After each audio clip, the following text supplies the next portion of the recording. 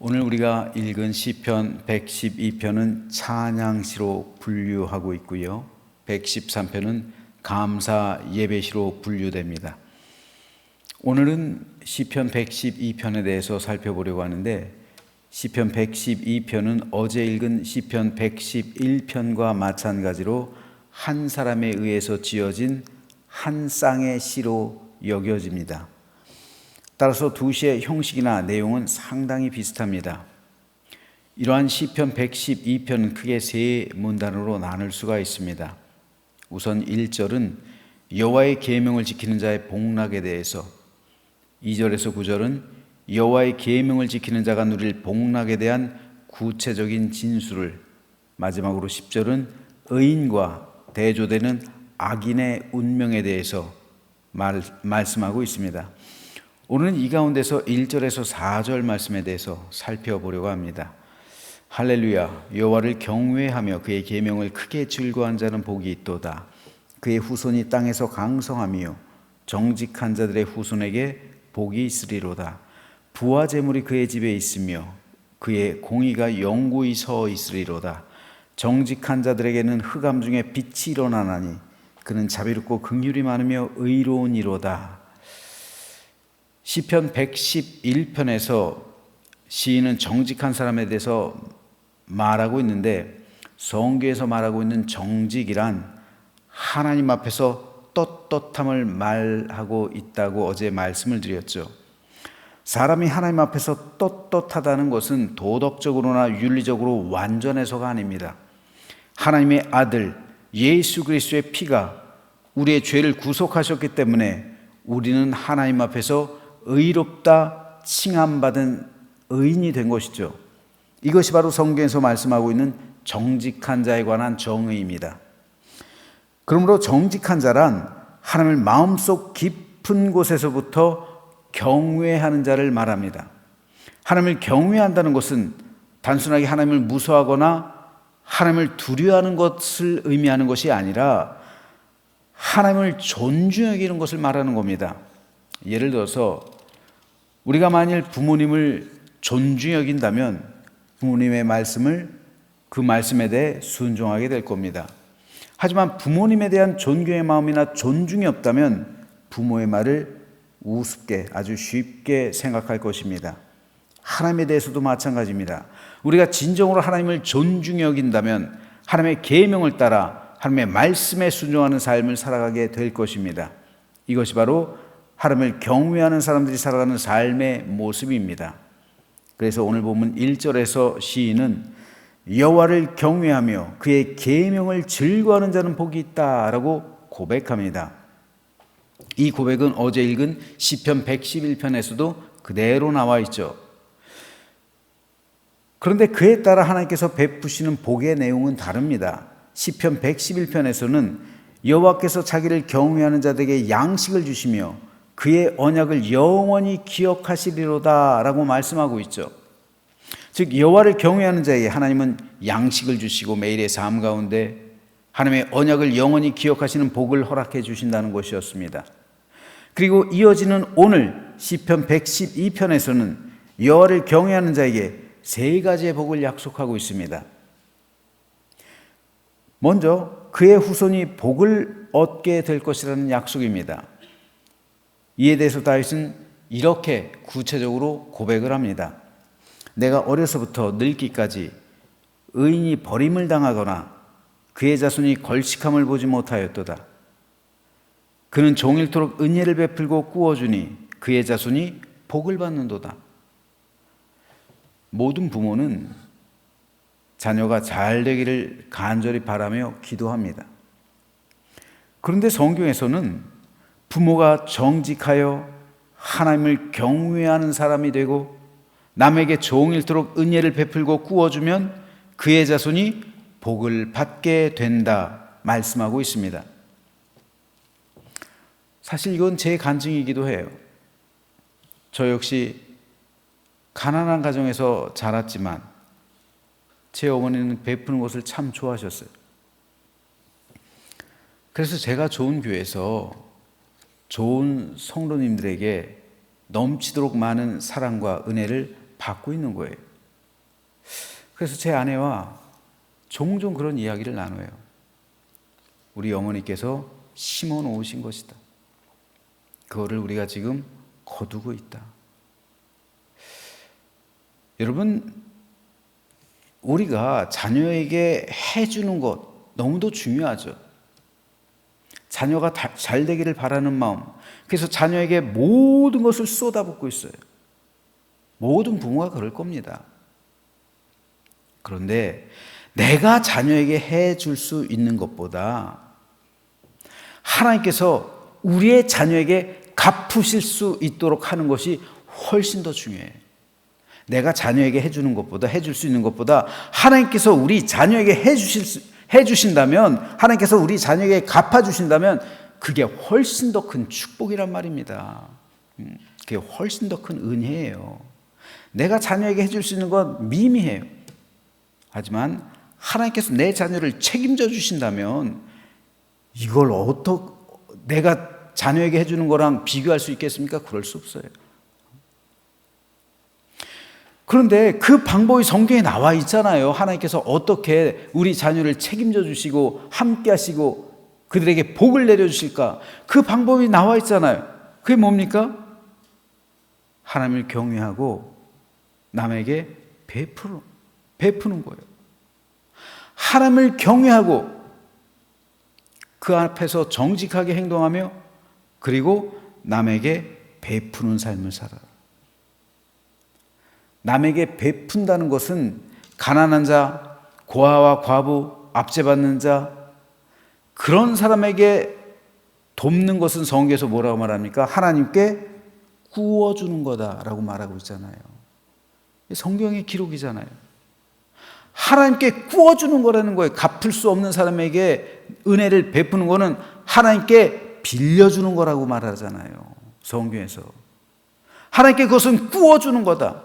하나님께서 갚으실 것이다. 누구에게요? 자식에게요. 네 자식에게 갚을 거라는, 이것이 성경의 기록이잖아요. 말씀이잖아요. 이대로 행동하면은, 이대로 살아가면은 우리 자녀들이 잘 되는 거예요. 하나님께서 내 자녀에게 갚아주신다는 거예요. 이것이 우리가 자녀를 위해 해줄 수 있는 최고의 복이에요. 그런데 우리는 어떻습니까? 내 자녀를 위해서 최고의 투자를 하고요. 최고의 것으로 내 자녀에게 남겨주려고 하고요. 그래서 인색해요. 다른 사람한테 인색해요. 자린고비처럼 생활하고요. 너무나도 인색하게 생활하고요. 다른 사람을 돌보질 않아요. 은혜를 베풀질 않아요. 그리고 그 모든 것을 아껴가지고 자녀에게 줘요. 그러면 그 자녀는 어떻게 됩니까? 내가 주는 사랑만 받고 사는 거예요. 하나님의 사랑은 자기 자신이 또 만나는 거겠지만, 그러나 하나님께 구워주지 못한단 말이에요. 그래서 하나님의 갚아주심을 자녀들이 체험하지 못한다고요. 하나님의 돌보심을 받지 못한다고요. 저는 이것을 너무나도 자주 봐요. 특별히 성도들에게서도 봐요. 저도 간증을 하고 저도 체험을 했지만 성도들도 그래요. 똑같아요. 그러므로 은혜를 베풀고 다른 사람을 돕고 그리고 하나님을 대신해서 가난하고 불쌍하고 그리고 소외된 사람들을 도와줄 때 그것은 하나님께 구워주는 것이 되고, 그리고 하나님께서는 그것을 자녀에게 갚아주셔서 자녀의 삶에 복이 되게 하신다는 이 성경의 원리를 깨달으면서 부지런히 내가 진정으로 자녀를 사랑한다면 남들에게도 은혜의 손길을 펴는, 그래서 그 놀라신 은총과 축복이 우리 모든 자녀들에게 임하게 하는 거룩하고 복된 부모로서의 사명 잘 감당하게 되기를 주님의 이름으로 축복합니다. 두 번째로 시인은 이렇게 말하고 있어요. 부와 재물이 그의 집에 있으며 그의 공의가 영구히 서 있으리로다. 또 세 번째로는 정직한 자들에게는 흑암 중에 빛이 일어나나니 그는 자비롭고 긍휼이 많으며 의로우니로다. 하나님을 경외하는 자에게 하나님께서는 두 번째로 이 세상을 살아가는데 필요한 부와 재물을 허락하시고, 세 번째로 그가 어려움과 곤난과 환난과 역경 속에 있다 할지라도 흑암 중에 빛이 일어나게 될 것이라는 축복을 허락해 주십니다. 부와 재물에 관해서요, 우리는 이 부와 재물이 많아야 된다고 생각해요. 그것을 대하는 관념이 그래요. 사람의 관념은, 부와 재물에 대한 사람의 관념은 양이에요. 양. 많아야 된다고 생각해요. 많은 것이 축복이다. 그렇죠? 부와 재물이 많은 것이 축복이다. 그래서 우리는 하나님께 부와 재물이 많아지기를 위해서 기도하잖아요. 이걸 싫어하는 사람은 아무도 없어요. 그런데 하나님께서 우리에게 허락하시는 부와 재물, 성경에서 말씀하고 있는 부와 재물은요, 모자람 없을 정도의 재물이에요. 우리가 이것을 이해해야 합니다. 하나님께서 우리에게 부와 재물을 허락하시지만 우리는 많은 재물을 구하지만 하나님께서는 우리에게 모자람 없을 정도의 재물을 허락하신다는 것. 이게 중요한 거예요. 많은 부와 재물은요, 오히려 성도 그리고 교회를 타락시켜요. 교회가 재물이 없을 땐 타락하지 않아요. 교회가 재물이 없을 때는요, 순수한 복음의 열망을 가져요. 그래요. 목사들도 그래요.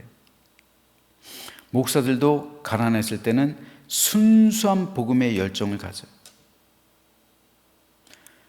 여러분, 교회를 막 개척한 목회자, 막 목사가 된 사람이 타락합니까? 처음부터 타락하는 목사가 어디 있어요? 처음부터 타락하는 교회가 어디 있습니까? 그런데 성공하다 보면, 소위 말해서, 그래서 교회가 대교회가 되고 목사가 대형교회 담임이 되고, 그러면 뭐가 생겨요? 당연히 돈이 많아지잖아요. 돈이 많아지면서 교회가 타락하는 거예요. 재물이 넘치면서 목사가 타락하는 거예요. 성도의 삶도 마찬가지예요. 가난한 성도는 신앙이 오염되지 않아요, 잘. 하지만 부자가 되면서 성도들의 신앙이 오염돼요. 따라서 하나님께서 우리에게 허락하시는 부와 재물은요, 모자람 없을 정도의 축복이에요. 이게 중요한 겁니다. 우리는 하나님께 넘치도록 달라고 간구하지만 하나님께서는 모자람 없을 정도로 주신다는 거예요. 모자람 없을 정도의 부와 재물은 뭡니까? 넘치진 않은데 그렇다고 해서 모자라진 않아요. 이게 중용이라고도 할 수가 있고요, 가장 우리를 위해서 좋은 상태라고 할 수가 있어요. 시편 23편에서 다윗은 이러한 상태를 잔잔한 시냇가로 인도함 받는 양의 모습으로 그리고 있어요.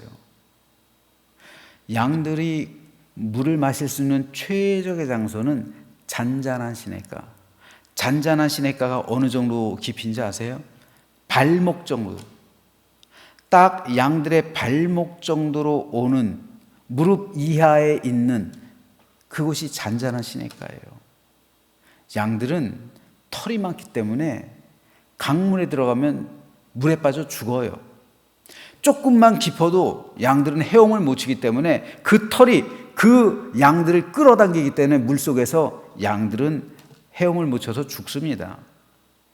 물이 넘치도록 많으면요, 양들에게 있어서 축복이 아니라 재앙이 되는 거예요. 그러니까 잔잔한 시냇가, 물이 넘치지 않아요. 하지만 모자라지도 않아요. 그 상태예요.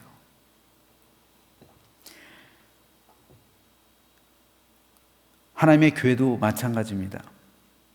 모자람 없을 정도의 그러한 은혜와 축복. 그리고 우리 성도들의 삶도 모자람 없을 정도의 부와 재물, 그 정도면 족한 거예요. 그 정도면 충분한 겁니다. 넘치도록 부와 재물이 여러분의 삶 가운데 있으면요, 저부터 10중 8구 타락해요. 10중 8구는 그렇게 되는 겁니다. 쉽지 않은 거예요. 그러므로 하나님께서 우리에게 베풀어 주시는 은혜는 모자람 없을 정도의 부와 재물을 우리에게 허락해 주신다. 이것이 얼마나 큰 축복이에요. 하나님께서 알아서 그렇게 해 주신다는 거잖아요. 우리에게 넘치지도 않고, 그렇다고 해서 모자라서 빈궁하지도 않고, 적당히 우리의 삶 가운데 만족을 누릴 정도의 부와 재물을 허락해 주신다는 것, 이것이 얼마나 큰 축복입니까? 그리고 세 번째로, 하나님께서는 하나님을 경외하는 자들을 흑암 중에 빛이 일어나게 하는 축복을 주신다는데, 내가 인생길을 살아가다 보면 어려울 때가 있죠. 고난 당할 때가 있죠. 환난 당할 때가 있죠. 하지만 그런 어려움 가운데서도 빛이 되어 주셔서 우리를 빛 가운데로 인도하셔서 우리에게 희망을 주시고 용기를 주시고 새로운 힘을 주셔서 우리에게 격려하시고, 그래서 우리를 구원의 길로 인도해 주신다는 이 놀라운 은총이 하나님을 경외하는 자들에게 주시는 놀라운 축복입니다. 저는 우리 모두가 하나님 앞에서 정직한 믿음이 되어서 하나님을 경외하고 하나님의 말씀에 순종함으로써 하나님께서 오늘 우리에게 약속하신 이 세 가지 축복을 온전히 받아 누리게 되기를 소망합니다. 그래서 저와 여러분의 모든 삶 가운데 우리 하나님의 돌보심의 은총과 하나님의 놀라신 축복하심이 우리 생의 끝날까지 이어지며 영원한 하나님 나라에서 하나님 나라에까지 이어지는 거룩하고 복된 믿음의 생애가 되시기를 주님의 이름으로 축원합니다.